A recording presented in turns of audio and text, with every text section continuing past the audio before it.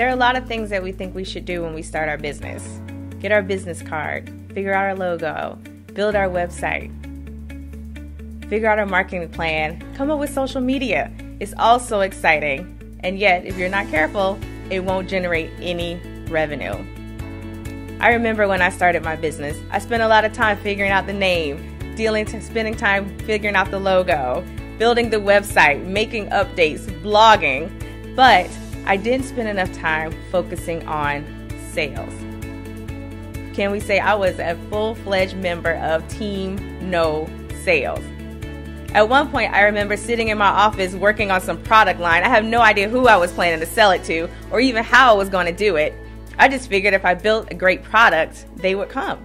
They would just show up. People would appear. But no one even knew who I was.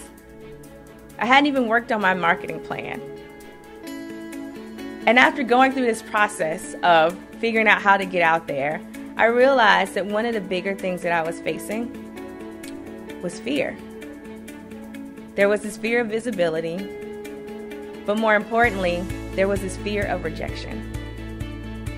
What happens when you put yourself out there? And now it's different when you work for a company because you can blame a lot of stuff on them, but when it's your baby, your dream, your vision, there's a lot of risk there. What if people judge you? How would that feel? So I spent a lot of time in hiding. I did a lot of stuff.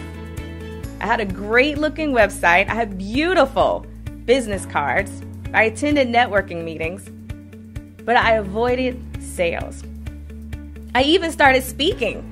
You know, you go out, you speak, you share information, you invite people to meet with you later, and you have these sales conversations. Do you know how many times I had sales conversations and even did sales presentations and yet didn't ask for the sale? Who does that? But that's what fear will do. And at some point, you have to realize that fear is a liar. Fear will hold you back if you allow it.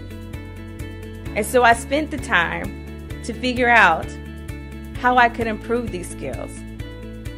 Because action eradicates fear. So you start taking the actions that you need to take so that the fear will go away. So a couple of the things that I took away from that entire experience was, one, just make the commitment. It all begins with a decision. When you make the decision to do something different, you then follow it up with action. I then had to find the resources that worked for me and a coach and mentor that fit me and my personality. And then I had to listen and be coachable and sometimes take some very, very difficult feedback. But one thing I can tell you, if you want to get away and no longer be part of Team No Sales, you have to be willing to not quit. It won't always be easy. It won't always be fun. But one thing I can guarantee you, it will definitely be worth it.